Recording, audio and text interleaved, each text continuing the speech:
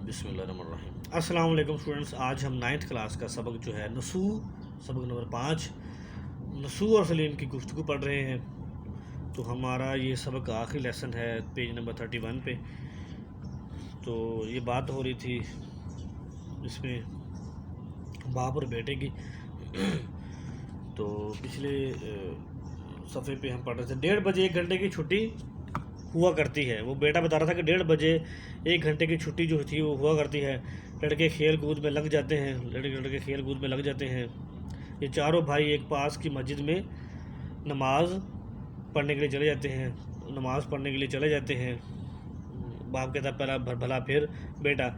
منجھرا لڑکا یعنی کہ درمیان والا، درمیان کی جو عمر کا لڑکا تھا نا، درمیانی عمر کا، اسے کہتے ہیں منجھرا لڑکا۔ میرا ہم جماعت ہے، وہ میرے کلاس میں، وہ میرا کلاس میٹ ہے، کلاس میں پڑھتا ہے۔ ایک دن میرا آموختہ یاد نہ تھا، یعنی کہ مجھے سبق یاد نہ تھا۔ آموختہ مطلب سبق یاد نہ تھا۔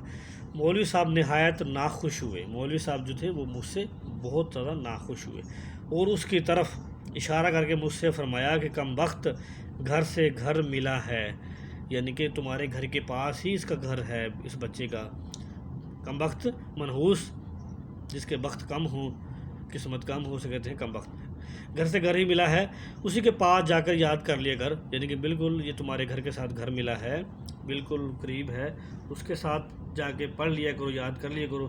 میں نے جو پوچھا کیوں صاحب یاد کرا دیا کرو گے، میں نے اس سے پوچھا کہ کیا مجھے یاد کروا دیا کرو گے؟ تو اس نے کہا، اس بچے نے، باسر و چشم، یعنی کہ دل و جان سے، خوشی سے، پیار سے، یعنی کہ بہت زیادہ خوشی سے پڑھا دیا کروں گا، یاد کروا دیا کروں گا۔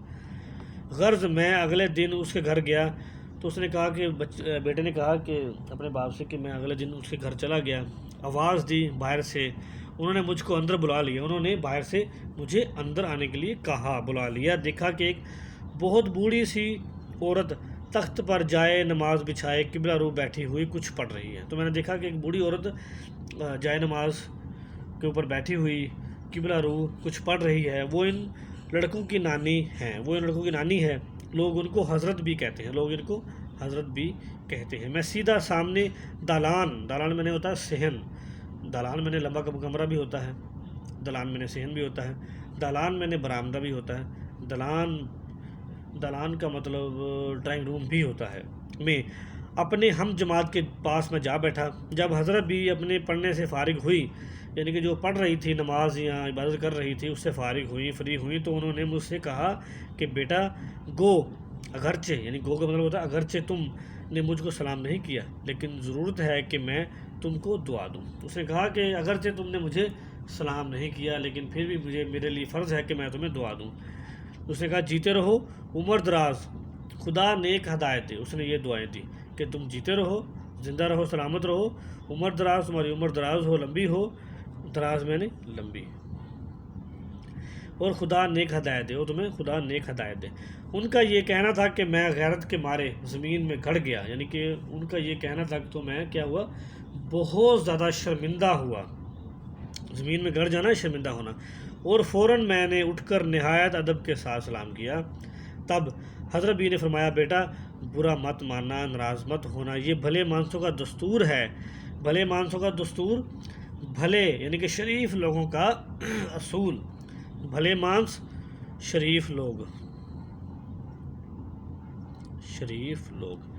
بھلے مانسوں کا یعنی کہ شریف لوگوں کا دستور، اصول ہے کہ اپنے سے جو بڑا ہوتا ہے، یعنی کہ اپنے سے جو اپنی عمر سے جو بڑا ہوتا ہے اس کو سلام کر لیا کرتے ہیں۔